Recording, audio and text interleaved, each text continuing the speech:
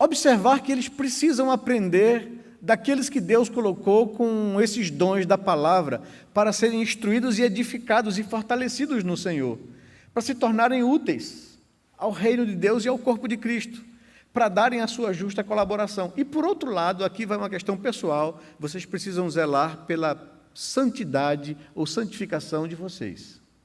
E aqui vai o texto, deixe-me ler, vocês vão perceber que, apesar do texto ter sido escrito aproximadamente 2.000 anos atrás, ele parece que diz respeito às coisas de hoje, né? Na vida e nos desafios da Igreja de Cristo. Diz o verso 17 de Efésios, capítulo 4.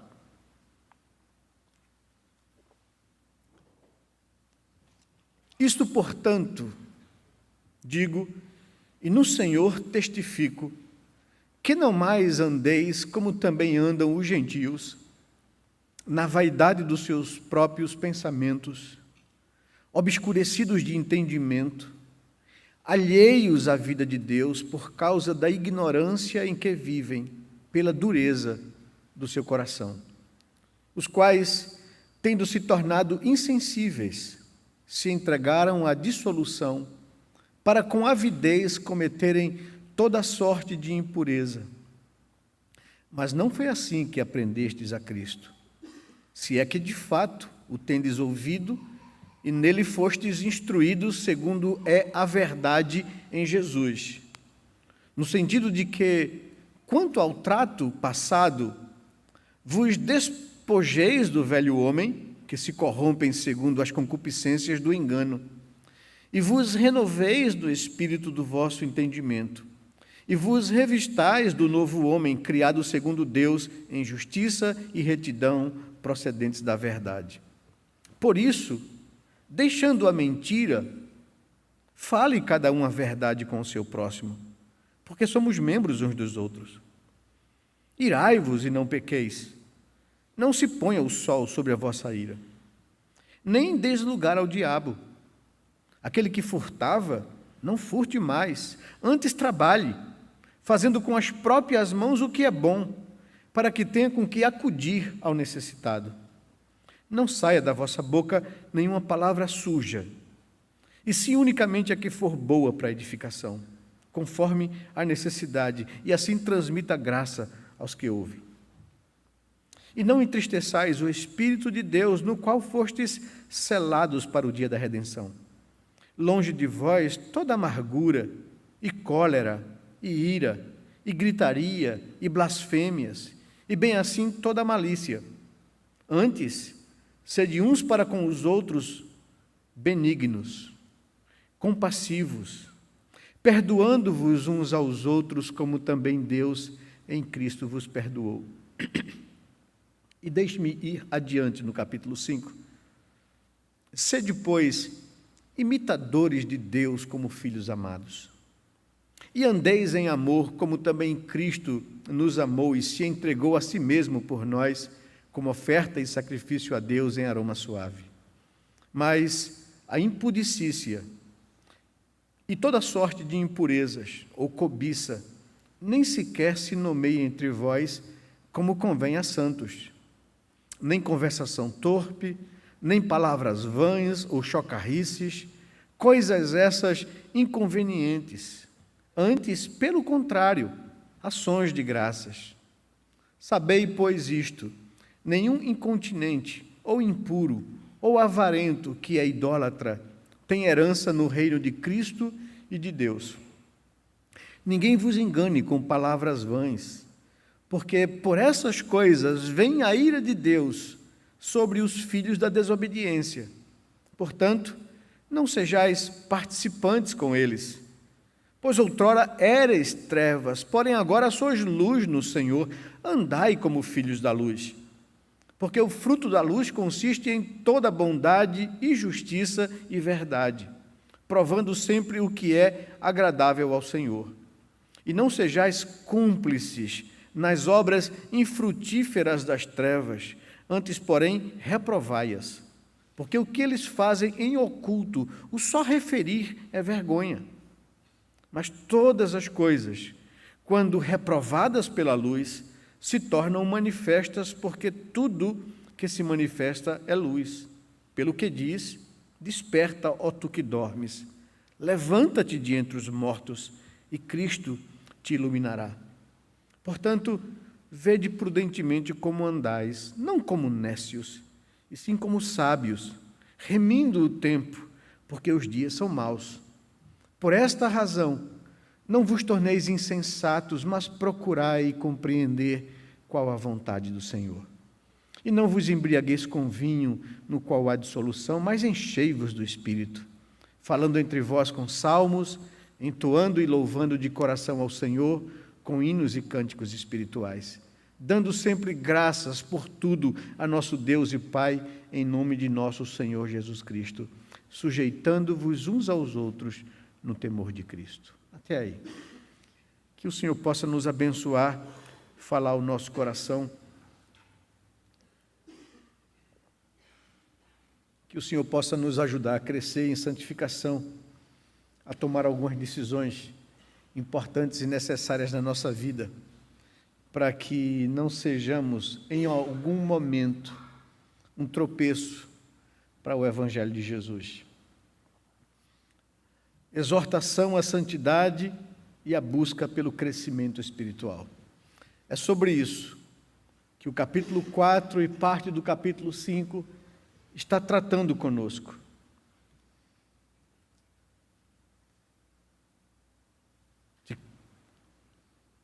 Não mais ande como andam os gentios. É assim que o apóstolo Paulo abre. É assim que ele chama a nossa atenção para o assunto santidade. Eu sou diferente do mundo. Se alguém está em Cristo, é nova criatura.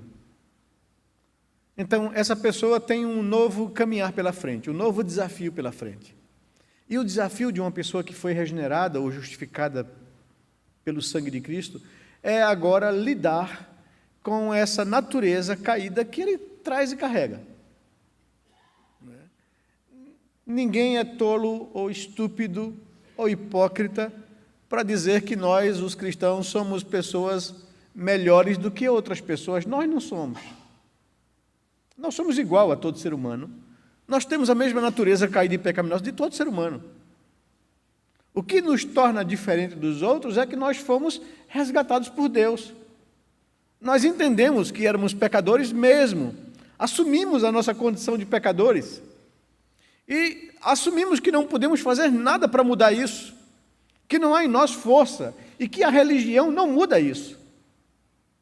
E que nós admitimos que somente o que Deus fez por nós é capaz e suficiente de nos justificar dessa culpa. Entendemos plenamente o amor de Deus que foi revelado naquela cruz, quando Ele entregou o Seu Filho para morrer em nosso lugar. E Ele tomou sobre Ele toda a nossa culpa e pecado. Ele foi condenado no nosso lugar. Ele recebeu a ira de Deus sobre ele, o juízo de Deus que era contra mim, caiu contra o seu Filho Jesus. E essa é a grande notícia, a boa nova do Evangelho. A palavra Evangelho foi transliterada para o português, é uma palavra que vem do grego, que significa exatamente isso, é a boa notícia. A boa nova, que boa notícia é essa? É que nós estávamos debaixo de juízo e condenação, sem qualquer condição de mudar essa situação, e Deus, em lugar de nos condenar, em trazer sobre nós o juízo, Ele nos ofereceu uma reconciliação com Ele. Mas para que essa reconciliação fosse possível, alguém pagou a minha culpa. E Deus se propôs a derramar sobre o seu Filho a sua justiça, para poder reconciliar o homem com Ele. E então Cristo morreu, a morte que era para mim e que era para você.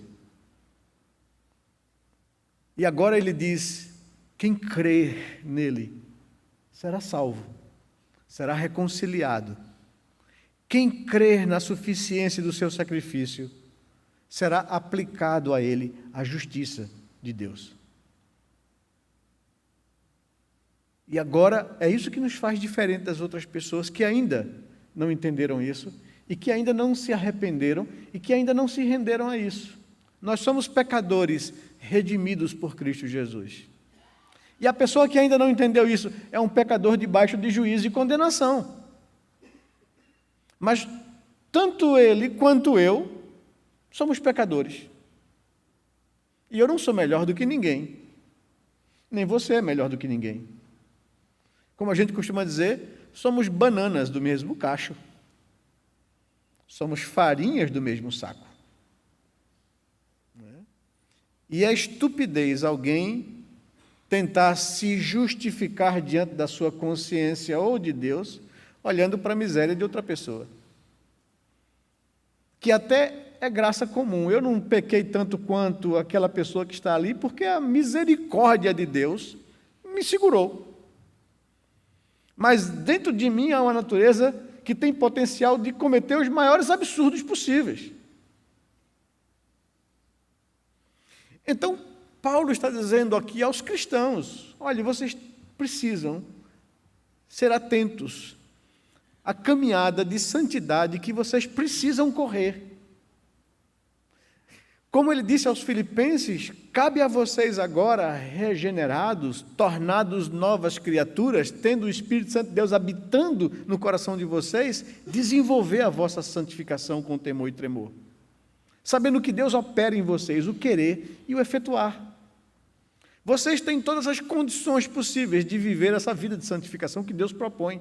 Agora vocês precisam querer, precisam buscar, precisam ser honestos com vocês mesmos, precisam aprender a não mais andar como os gentios. E como é que os gentios andam? Para que eu possa perceber se eu estou andando como uma nova criatura ou se eu estou andando ainda como eu andava anteriormente ou como os gentios andam ainda.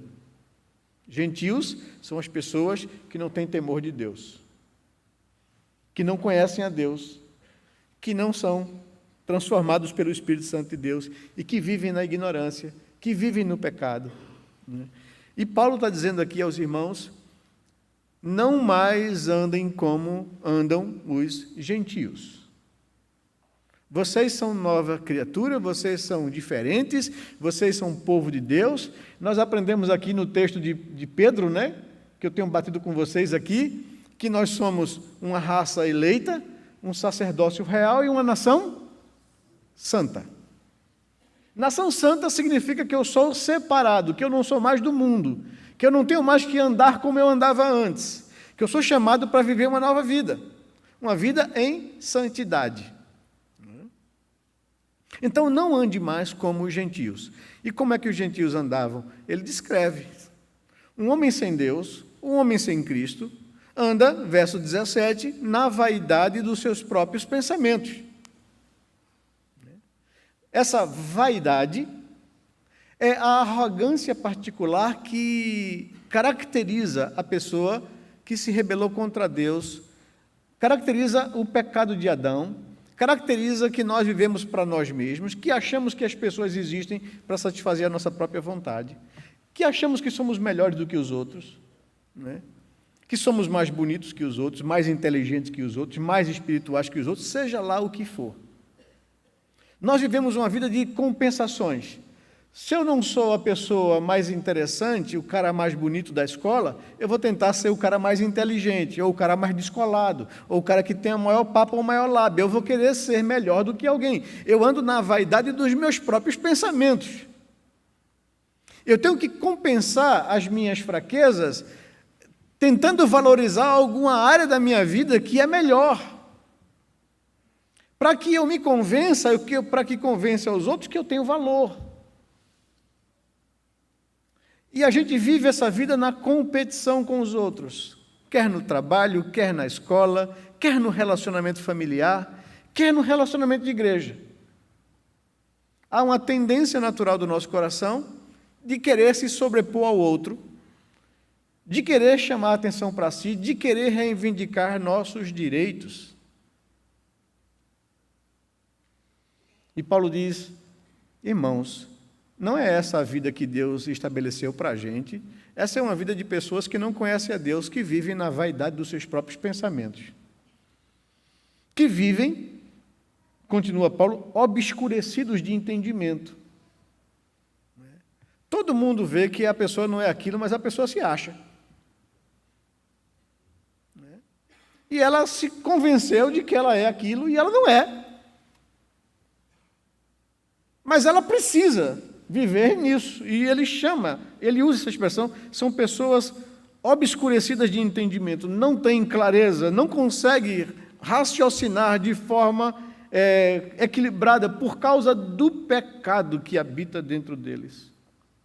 São pessoas que vivem uma vida alheias à vida de Deus. A marca da natureza pecaminosa, da decisão de Adão, de viver para ele mesmo e não mais para Deus. E são alheios à vida de Deus, são obscurecidos de entendimento, vivem na vaidade dos seus pensamentos, orgulho com arrogância, por causa da ignorância em que vive, pela dureza de seus corações. Tudo isso faz com que essas pessoas, tendo se tornados insensíveis, continua o texto, se entregaram à dissolução para viver com avidez e cometerem toda sorte de pecado e de impureza. Esse é o caminho de uma vida de uma pessoa que não tem Deus. Assim viviam os gentios. Assim viviam vocês antes de conhecerem a graça, diz Paulo aos Efésios. Mas não foi isso que vocês aprenderam de Cristo. Vejam, o verso 20. Não é essa vida que vocês devem levar, não foi isso que vocês aprenderam. Tem pessoas que, vivendo a sua vida aí na escola, no trabalho, na universidade, na academia, no dia a dia, começa a se deixar moldar e a se deixar seduzir e atrair pelo padrão de comportamento ou de vida do mundo. Isso é um risco que nós vamos correr, que os Efésios corriam, e que precisamos ser exortados pela palavra de Deus para termos cuidados com isso. Não foi isso que Cristo nos propôs, não foi isso que nós aprendemos de Cristo Jesus, não é essa vida que Ele nos chama a viver.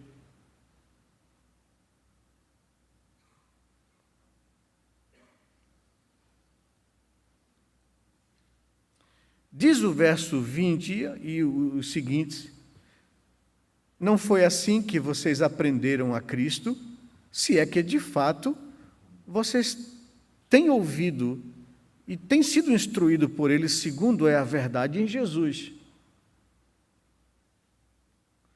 Muitas pessoas ficam questionando, têm dificuldades na relação com Deus. Se sentem seduzidos e enamorados pelo mundo, pelo padrão de vida do mundo. E estão na igreja, ou cresceram na igreja, e se sentem seduzidos pelo mundo, e começam a enxergar na igreja defeitos para justificar uma possível desistência ou afastamento. O diabo sempre cochicha no seu coração. O que ele cochichou no coração dos primeiros pais lá no Éden? Que não seguir a Deus não é melhor.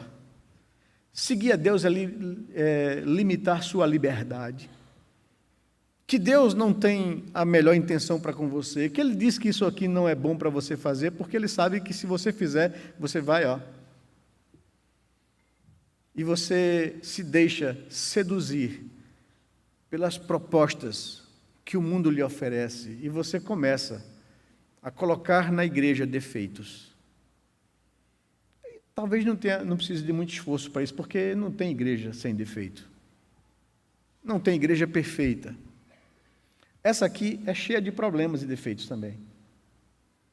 Então, se você está buscando justificar problemas e defeitos na igreja para aliviar a sua consciência e anestesiar o seu coração para que aquilo que o mundo lhe oferece, você vai ter motivos de sobra para isso. A igreja de Éfeso não era uma igreja perfeita, não existe isso. Na teologia, a gente usa duas palavras para tentar entender a dinâmica da igreja, corpo de Cristo. A gente diz que existe uma igreja militante, e isso não tem nada a ver com MST, né? Nem com grupos LGBT. Né? É uma igreja que está lutando, está se esforçando, está agindo contra a natureza pecaminosa, está tentando crescer em santidade. Ela está na labuta, na militância, na luta. E por isso ela cai, ela falha, ela se levanta e ela corrige. E existe a igreja triunfante. Essa igreja está na glória. Se você quer fazer parte dessa igreja perfeita, você tem que morrer. Aí você vai para o céu e lá acabou os problemas, acabou as incoerências, acabou a contradição, acabou a luta contra o pecado. Então, a igreja triunfante está lá com o Senhor, aqueles que já partiram. Esses estão lá, legal, só esperando o dia do Senhor para voltar, se unirem aos corpos que serão ressuscitados e habitar para sempre com o Senhor. Agora, aqui é outra história. Aqui a gente está lutando contra o pecado, lutando contra essas contradições em nós mesmos, né? Recebendo da palavra de Deus a exortação de lutar diligentemente para não deixar que o inimigo cause rachaduras e divisão entre nós, para receber a palavra que nós temos recebido, para crescermos em santidade e sermos uma igreja saudável e dar a nossa justa colaboração para o crescimento do todo. E particularmente para cuidar do coração e para crescer em santidade. Então, somos uma igreja ainda na luta, na caminhada. Somos uma obra inacabada. Somos uma igreja em construção.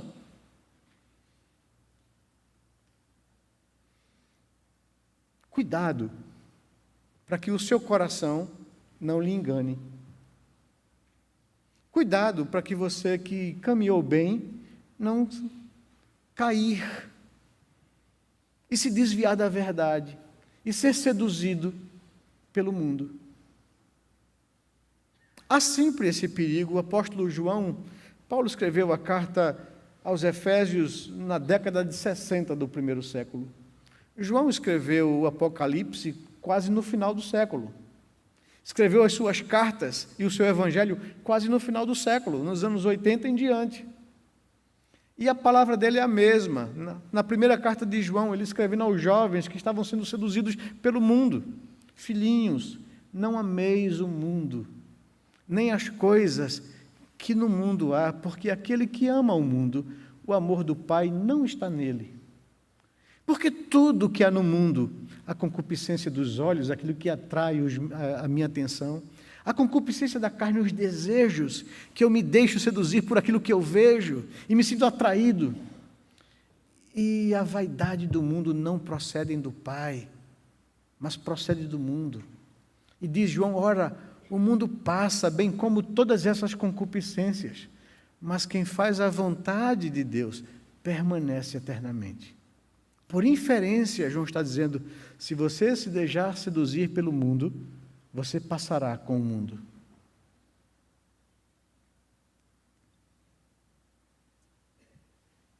Se de fato tendes ouvidos e fostes instruídos segundo é a verdade em Jesus. No sentido de que, quanto ao trato passado, quando você entrou em aliança com Deus, quando você entendeu a sua natureza pecaminosa, quando você entendeu a suficiência de Cristo, quando você atendeu ao convite de Deus entregando sua vida a Cristo, você entrou numa aliança com Deus. Essa aliança pública que você fez com Deus, essa aliança de vida que você fez com Deus. Quanto ao trato passado, vos despojastes do velho homem. A ideia aqui é que eu tirei essa roupa antiga, que eu joguei fora essa maneira, esse modus vivendi, essa maneira de vida que eu tinha antes, em pecado, longe de Deus. Eu me despi dessas coisas, me despojei desta vida. Esse foi o trato, jogar fora o que ficou para trás, e agora ter uma vida nova adiante de mim. Quanto ao trato passado, vos despojeis do velho homem que se corrompe segundo as concupiscências do engano. vos renoveis no espírito do vosso entendimento.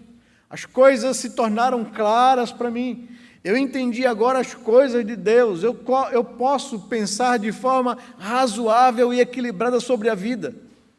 Agora, algo novo se descortinou para mim. O que foi isso? É que houve uma renovação espiritual em mim. Eu nasci de novo, eu fui regenerado, a minha vida se abriu para Deus. Eu entendi as coisas agora espirituais que para mim eram loucuras.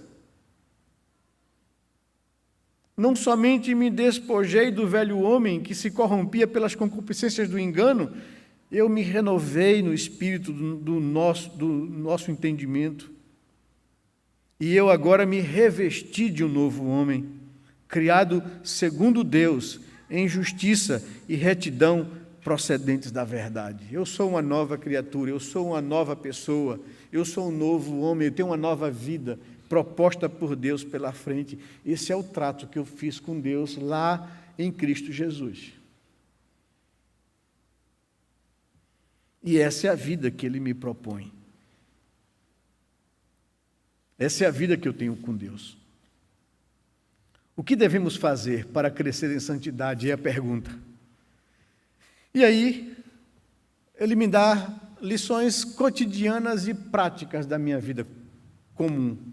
Verso 25 em diante, há essas orientações e há essas exortações à santidade. Por isso, por causa do que eu sou em Cristo Jesus, e por aquilo que eu sou em Cristo Jesus, eu não devo andar como eu andava antes, como gentio. Agora, ele diz que algumas coisas precisam ser trabalhadas ou substituídas na minha vida ou comportamento. Deixem a mentira ou o engano e aprenda a falar a verdade com o seu próximo. Aprenda a ser honesto com as pessoas e com você mesmo e com Deus.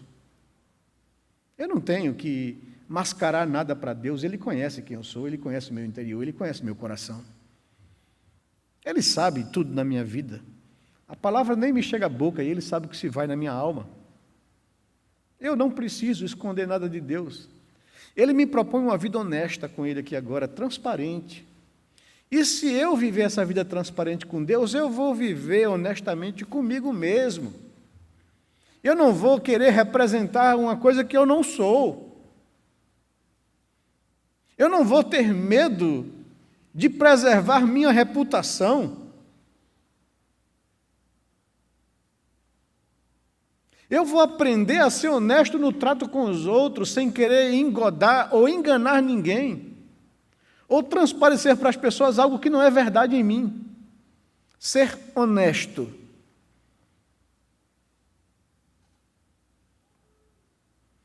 Aquele que mentia, e essa palavra mentir é a mesma palavra que aparece em outras traduções no próprio texto como engano. Querer passar uma imagem que não é verdadeira. Querer sustentar algo que não é verdade em mim. Eu não preciso mais disso. Eu aprendi agora a ser honesto. Honesto com as pessoas com quem eu me relaciono, honesto com a igreja que eu pastoreio, honesto e transparente com a minha esposa, com os meus filhos. Quando errar com as pessoas, ser honesto de admitir que eu erro e não tentar justificar os meus erros. Isso é engano. Honestidade no relacionamento, porque é uma tendência em nós de não sermos assim, por causa do pecado que habita em nós. A gente quer se proteger, a gente quer aparentar uma coisa para as pessoas que é legal, a gente só quer mostrar a parte bonita em nós, mas há também partes feias, que precisam ser encaradas, e se eu não conseguir fazer isso diante de Deus e comigo mesmo, não vou conseguir fazer isso com as pessoas. Eu não posso esperar das pessoas perfeições, porque eu sei que elas são tão pecadoras quanto eu. Que elas têm as mesmas tendências pecaminosas que há também no meu coração. Então, eu vou começar a me relacionar de forma mais tranquila e mais relax. Eu não vou ser aquela pessoa exigente com os outros antes de ser exigente comigo mesmo.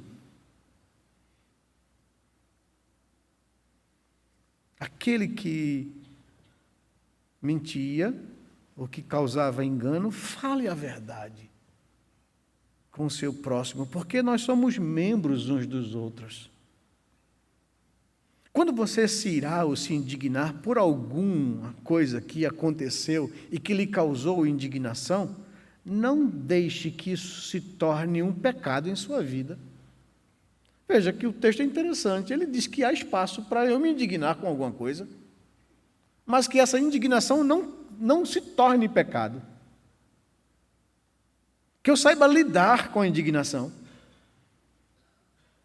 Que eu saiba lidar com isso que me causou algum mal, que me tirou do sério, que eu saiba lidar comigo mesmo, porque eu não sou escravo dos meus sentimentos, não sou escravo dos meus instintos.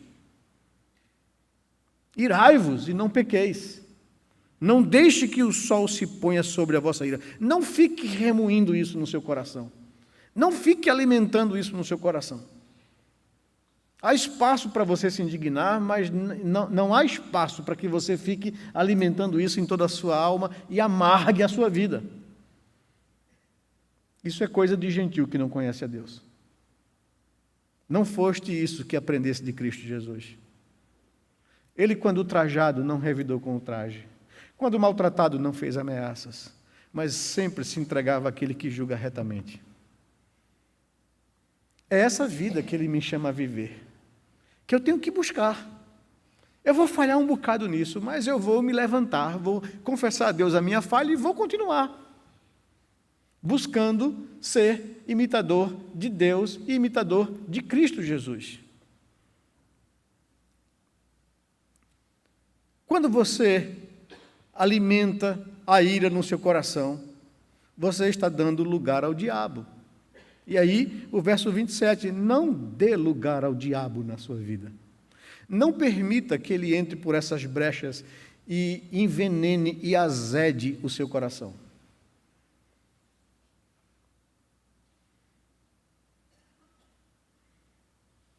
Verso 28, aquele que furtava, não furte mais. E o furto aqui é qualquer desonestidade que eu possa cometer para tirar vantagem sobre outros.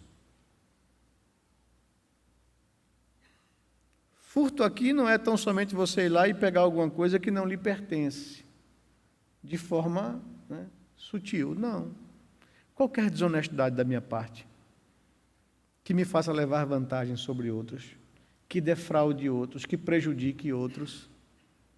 É isso que é uma tendência natural no ser humano caído, levar vantagem. Aquele que vivia dessa forma, não viva mais dessa forma. E aqui ele diz uma coisa interessante, no relacionado ao furto. Aquele que furtava, não furte mais. E qual é o antídoto para que eu substitua um comportamento pecaminoso de ciclo vicioso, de levar vantagem? Ele diz, trabalha. Trabalhe. Para você ter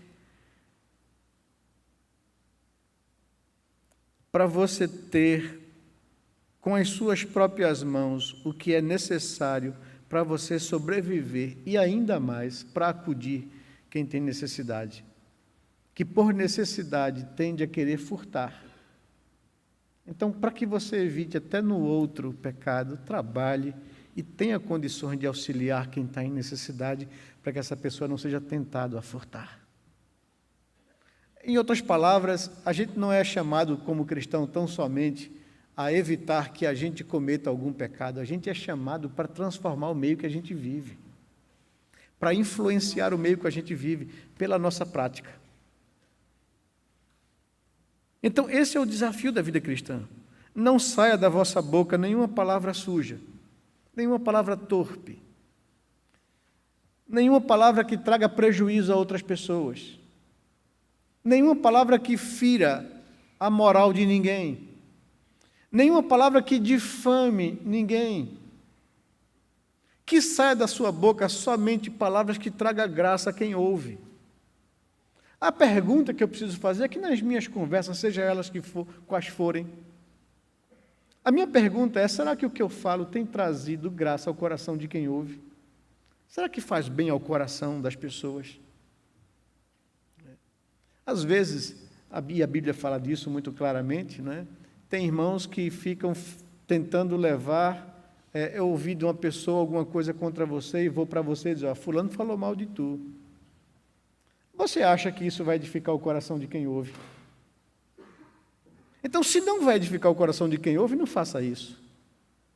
Seja corajoso para chegar para o irmão que falou mal e repreendê-lo, corrigi-lo, exortá-lo para que ele não faça mais isso, para que o que sai da boca dele edifique, mas não ecoe o mal ao coração de outro.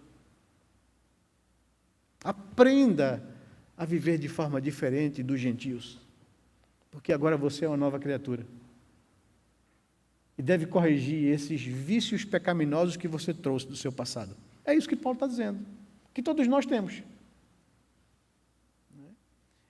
Ele está falando de coisas que existem no meu e no seu coração e não existiam no coração dos crentes lá de Éfeso. E ele está dizendo, ele está dando dica, ele está dando receita, ele está mostrando como eu posso substituir um comportamento pecaminoso que é corriqueiro na minha vida por algo positivo. Se antes você furtava, não furta mais, trabalha. Se antes saía da sua boca palavra que trazia prejuízo a quem ouve, não faça mais, só fale coisas que vai edificar os outros.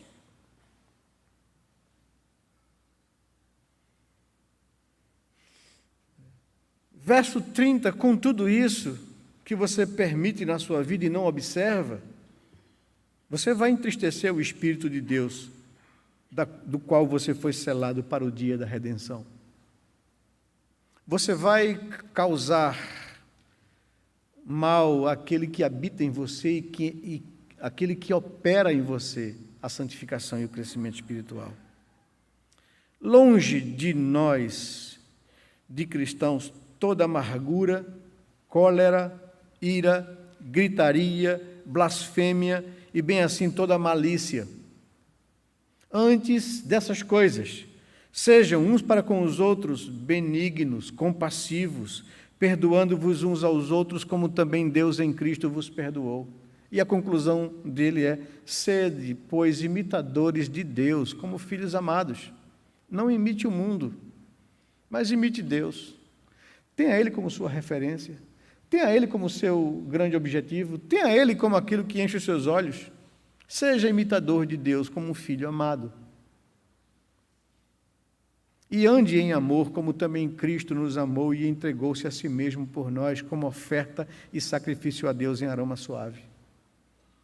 Ser imitador de Deus, então, é o meu objetivo. Ser santo como Ele é santo é meu objetivo. E aí, então, deixe-me ser bem rápido, Paulo, aplicando essas verdades aqui, ele diz: procurar e compreender, então, a vontade do Senhor para a sua vida. Qual é a vontade de Deus para a minha vida? E aí ele, do verso 3 até o verso 21, ele trata sobre isso. Não se deixe enganar, o verso 6, né? Ninguém vos engane com palavras vãs. Ele está se referindo ao verso 3 ao verso 5. Olhe, não permita que a impudicícia, a falta de pudor, que a impureza, que a cobiça se nomeie entre vocês como convém a santos. Falta de pudor. O que é isso? Pudor é uma pessoa que procura ser recatada. Uma pessoa que não quer chamar a atenção para si, no que tange ao seu corpo, à sua sexualidade. Pessoas que não usam o seu corpo para atrair a atenção das outras pessoas.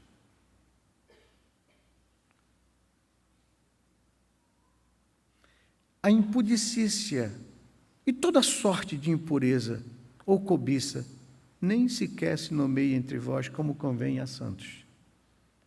Nem conversação torpe, nem palavras vãs, chocarrices, coisas essas inconvenientes, antes, pelo contrário, ações de graça. Sabei isto, que nenhum incontinente, ou impuro, ou avarento, que é idólatra, tem herança no reino de Cristo e de Deus.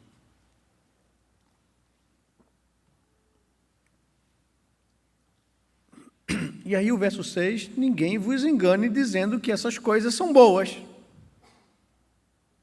Porque é por essas coisas que vem a ira de Deus sobre os filhos desobedientes, ou sobre os filhos da desobediência, uma referência às pessoas perdidas. Portanto, e aqui vai o conselho para o crente, né? Para o ouvinte ou leitor de Paulo, portanto, não sejais participantes com eles. E são essas as aplicações práticas. Não se deixe enganar por esses argumentos que o mundo traz de relativizar a verdade. Não se deixe conduzir por esses comportamentos. A gente vive um bombardeio nos nossos dias para relativizar coisas que Deus disse ser absoluto. E muitas vezes nós nos deixamos enredar por esses raciocínios. Esses dias eu li alguma pessoa nas redes sociais aí sustentando tese da possibilidade de aborto. E pessoa se dizendo cristã. Eu digo, enlouqueceu. Ou não conhece a Bíblia, rasgou a Bíblia, ou então está se deixando enganar por essas vãs argumentações de um mundo relativista contrário a Deus.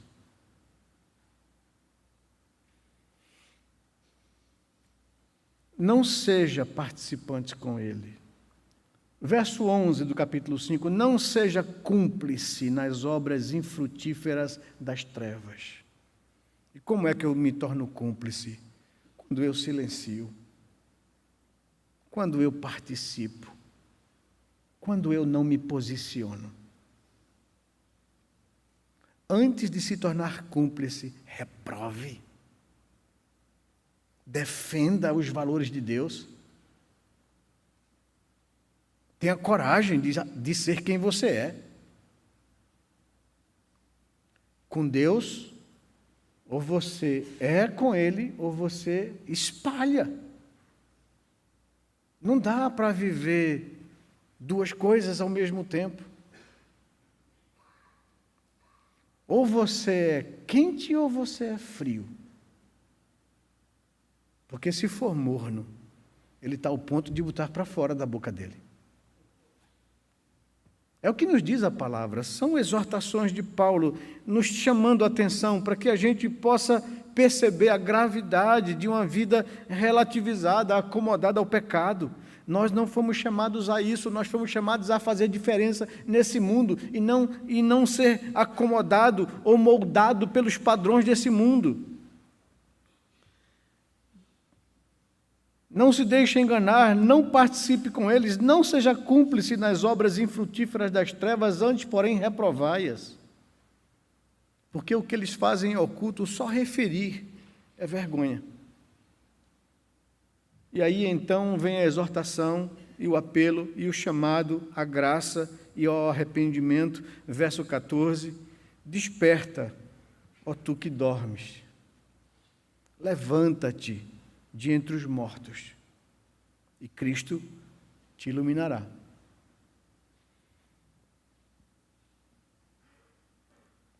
Ainda, como aplicação, o texto me diz, no verso 15, veja prudentemente como você tem andado, não como um nécio, e sim como sábio.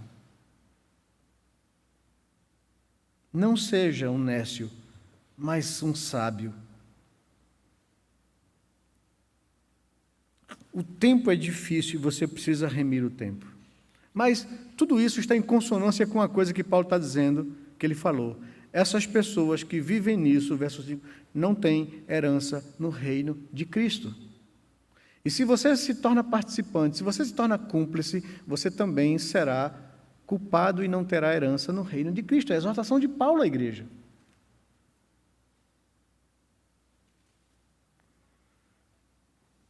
mais ele diz que a ira de Deus, o juízo de Deus virá sobre os filhos da desobediência. E se você se torna participantes e cúmplices com eles, a ira de Deus virá sobre você. É essa a exortação de Paulo.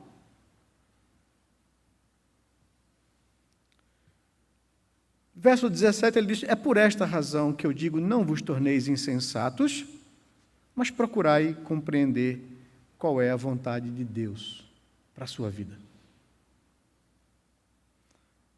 E para que você saiba a vontade de Deus para a sua vida, em vez de você se deixar embriagar com essas coisas, em vez de você se deixar embriagar com o vinho, que aí representa o prazer, essas concupiscências, essa dissolução, só há dissolução nessas coisas.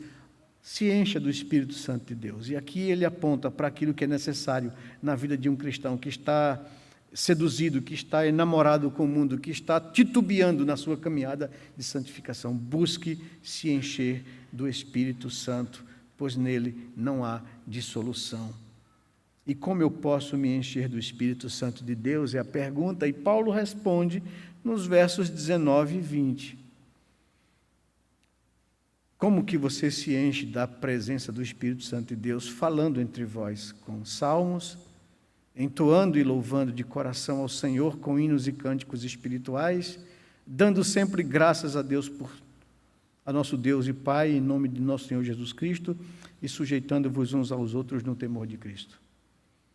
É a igreja, é o culto, é a vida com Deus. É o lugar onde eu posso me fortalecer, renovar-me espiritualmente, quando eu chego aqui para agradecer a Deus, porque mesmo sendo um pecador, Ele me amou e deu a vida do seu Filho por mim. É aqui onde eu posso cantar a Deus e louvar a Deus com salmos e com cânticos espirituais. É aqui que eu posso derramar a minha alma diante do Senhor, dando a Ele graças por tudo e me sujeitando à palavra que me é pregada. É aqui que eu posso conviver com os meus irmãos e celebrar a unidade da igreja e do corpo de Cristo. É vivendo essa vida que eu me encho e me renovo do Espírito Santo de Deus para buscar e para viver a santidade que Deus tem preparado para mim. Que Deus possa nos abençoar, que a gente possa buscar a Deus, que a gente tenha ouvidos para ouvir a exortação da palavra de Deus, por mais dura que ela possa parecer. Que eu entenda que o Senhor ama a minha vida e por isso Ele me corrige, Ele me exorta, Ele me educa, Ele me chama a atenção, para que eu não seja condenado com o mundo, mas para que se confirme em mim a obra de Cristo Jesus. Que Deus nos abençoe, que Deus derrame sobre o nosso coração sua graça e o seu favor. Vamos orar a Deus, vamos nos colocar diante dEle nesse momento agora, meus irmãos. Eu queria que você sondasse o seu coração, diante de tudo aquilo que você ouviu nessa noite, que o Espírito Santo de Deus aplique ao seu coração a palavra dEle, que Ele desafie, que Ele chame a consertar e a observar algumas coisas na sua vida, se precisam ser corrigidas e consertadas, que você possa confessar ao Senhor nessa noite o seu pecado e culpa, para poder chegar diante da mesa do Senhor, para celebrar o preço que foi pago pela sua redenção.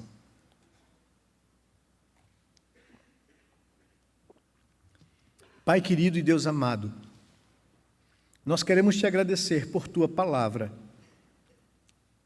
que nos adverte, que nos chama a atenção, para que nós não nos deixemos enganar pelo nosso próprio coração, para que a gente possa perceber se há em nós áreas da nossa vida que precisam ser entregues ao Senhor, pecados que precisam ser confessados ao Senhor e áreas que nós precisamos deixar que o Teu Espírito Santo trabalhe em nós. Perdoa-nos quando nós nos deixamos seduzir pelo mundo. Perdoa-nos quando permitimos que o nosso comportamento hoje seja semelhante aos vícios pecaminosos que nós trazemos do passado. Ajuda-nos, ó Senhor Deus, a trabalhar essas coisas no nosso coração, para que seja em nós refletida o caráter de Cristo Jesus. Nos perdoe e nos cubra agora com o sangue do Teu Filho. Conduz o nosso coração a um arrependimento sincero e verdadeiro. e nos torne aptos para participarmos da mesa do Senhor com alegria de coração. Agradecendo ao Senhor, porque o preço para o nosso perdão foi pago de forma plena na cruz e em Cristo Jesus. Louvado seja o teu nome por isso. Derrama graça sobre os nossos corações, é o que nós te pedimos em nome de Jesus, Pai. Amém, Senhor Deus. Amém.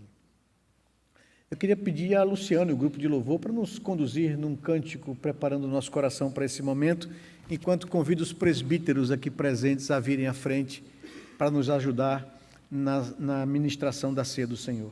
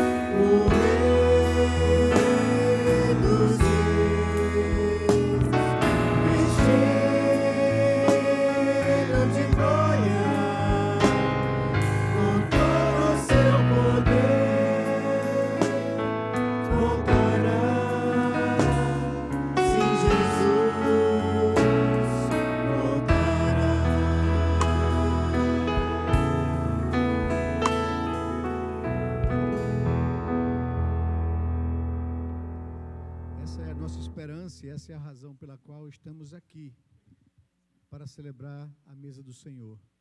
A ceia do Senhor tem dois elementos, o pão e o cálice de vinho. Representam o corpo e o sangue do Senhor. Quando ele entregou-se naquela cruz, ele estava recebendo nele, na sua carne, no seu corpo, o juízo de Deus, para nos livrar da condenação. quando ele estava naquela cruz derramando o seu sangue, ele estava derramando o sangue que é suficiente para nos perdoar de todos os nossos pecados.